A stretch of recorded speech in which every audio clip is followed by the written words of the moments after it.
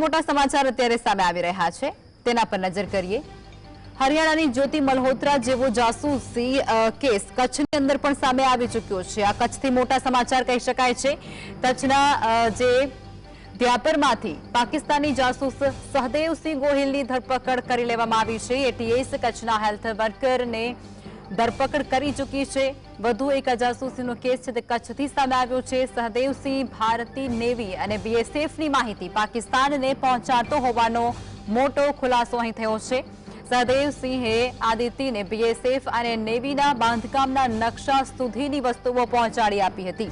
કચ્છની અંદર બીએસએફ અને નેવીની ગતિવિધિ પર તેઓ બાજ નજર રાખી રહ્યો હતો અને ત્યારબાદ તે પાકિસ્તાન સુધી પહોંચાડતો હતો। પાકિસ્તાન બોર્ડરની નજીકના વ્યાપરમાં હેલ્થ વર્કર તરીકે તે ફરજ બજાવતો હતો, ત્યાં તે કામ કરતો હતો। જાસૂસીના બદલામાં સહદેવને 40,000 રૂપિયા પણ મળ્યા હોવાનો ખુલાસો થઈ રહ્યો છે। વર્ષ 2023ના જૂન મહિનાથી પાકિસ્તાન માટે તે એજન્ટના સંપર્કમાં તે આવ્યો હતો અને તેના માટે તે કામ કરતો હતો, જેમાં હરિયાણાની જ્યોતિ મલ્હોત્રા બાદનો આ સૌથી મોટો કેસ કહી શકાય છે, જે અત્યારે કચ્છથી સામે આવ્યો છે। જોકે જાસૂસની ધરપકડ કરી લેવામાં આવી છે। સહદેવસિંહ ગોહિલની ધરપકડ થઈ ચૂકી છે।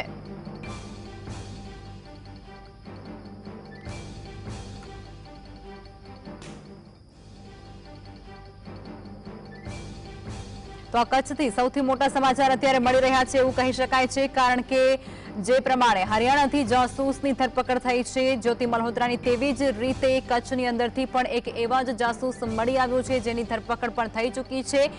જે જાસૂસ જે છે સહદેવસિંહ ગોહિલ તેનું નામ છે અને તે બીએસએફ અને નેવીની તમામ ગતિવિધિઓ ઉપર નજર રાખતો હતો અને ત્યારબાદ તે પાકિસ્તાનને એ તમામ માહિતી વિગતવાર પહોંચાડતો હતો, જેના બદલામાં તેને 40,000 રૂપિયા મળ્યા હોવાનું પણ સામે આવી રહ્યું છે। જાસૂસી કરવાના બદલામાં તેને રકમ પણ ચૂકવવામાં આવતી હતી।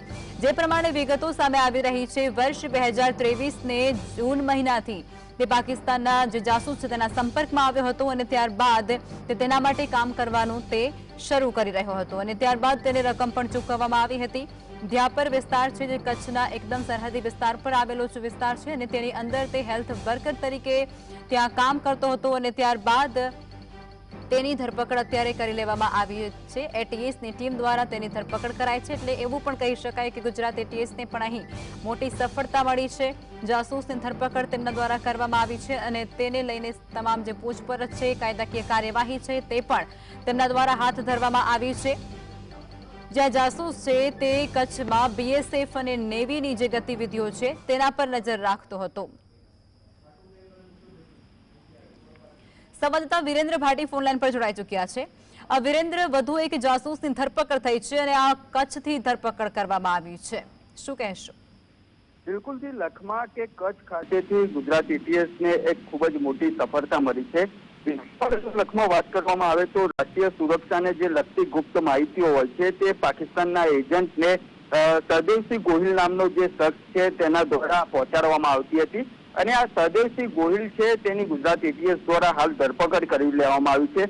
સહદેવસિંહ ગોહિલની જો લખમાં વાત કરવામાં આવે તો મલ્ટીપર્પઝ જે હેલ્થ વર્કર તરીકે તે દયાપર ખાતે કચ્છમાં વર્ક કરી રહ્યો હતો અને તેના દ્વારા બીએસએફ હોય, નેવી હોય, તેની અલગ અલગ જે માહિતીઓ છે તેના દ્વારા એકત્રિત કરવામાં આવતી હતી અને આ તમામ માહિતી એકત્રિત કરેલી હોય તે અદિતિ ભારદ્વાજ નામનો જે ધારણ કરેલો જે એજન્ટ હતો, પાકિસ્તાની એજન્ટ છે, તેને આ સહદેવસિંહ પહોંચાડતો હતો અને આ અદિતિ ભારદ્વાજના કોન્ટેક્ટમાં સહદેવસિંહ આવ્યો હતો અને તેના દ્વારા સહદેવસિંહે પોતાના આધાર કાર્ડ હોય કે તેના જે પોતાના ડોક્યુમેન્ટ હોય તે ડોક્યુમેન્ટના આધારે એક જીઓ કંપનીનું સિમ કાર્ડ પણ ખરીદ્યું હતું ને તે જીઓ કંપનીનો સિમ કાર્ડનો એક પાસવર્ડ વોટ્સઅપ ચાલુ કરવા માટે આવ્યો હતો ને તે પાસવર્ડ પણ પાકિસ્તાની એજન્ટને તેના દ્વારા આપવામાં આવ્યો હતો। તેની સાથે સાથે જો વાત કરવામાં આવે તો સહદેવસિંહ દ્વારા બીએસએફ અને નેવીની ગુપ્ત માહિતીઓ છે તેના જે ફોટોગ્રાફ્સ હોય, જૂની જે બિલ્ડિંગો હોય તેમજ તેની સાથે સાથે જે નવી બિલ્ડિંગો હોય તે પણ તેના દ્વારા ફોટોગ્રાફ્સ લેવામાં આવ્યા હતા અને આ તમામ ફોટોગ્રાફ સહદેવસિંહ દ્વારા જે અદિતિ ભારદ્વાજ નામ ધારણ કરીને જે પાકિસ્તાની એજન્ટ તેના સંપર્કમાં હતો તેના મોકલવામાં આવતા હતા અને તેની સામે રૂપિયા 40,000 જેટલી રકમ સહદેવસિંહ દ્વારા લેવામાં આવી હતી। બીજી બાજુ જો લખમાં વાત કરવામાં આવે તો આ કિસ્સો જે છે તે હરિયાણાની અંદર જે જ્યોતિ મલ્હોત્રા હતી તેના દ્વારા જે જાસૂસી કરવામાં આવતી હતી તે જ પ્રકારનો કિસ્સો હરિયાણા ટાઈપનો કિસ્સો છે તે કચ્છની અંદર પ્રકાશિતમાં આવ્યો છે અને હાલ ગુજરાત એટીએસ દ્વારા તેના જે મોબાઈલ ફોન હતા તે FSL ની અંદર મોકલવામાં આવ્યા હતા અને તે FSL ની અંદર ઘણી ખરી માહિતી છે તે ગુજરાત એટીએસ ને મળી રહી છે। પ્રાથમિક જે માહિતી જીએસટીવી પાસે આવી છે તેની જો લખમાં વાત કરવામાં આવે તો તેના દ્વારા જે સહદેવ સિંહ છે તેને BSF અને નેવીની જે ગતિવિધિ હતી તેના ફોટોગ્રાફ છે તેના વિડીયોગ્રાફી છે તે તેના દ્વારા મોકલવામાં આવી હતી તે પણ સામે આવી છે।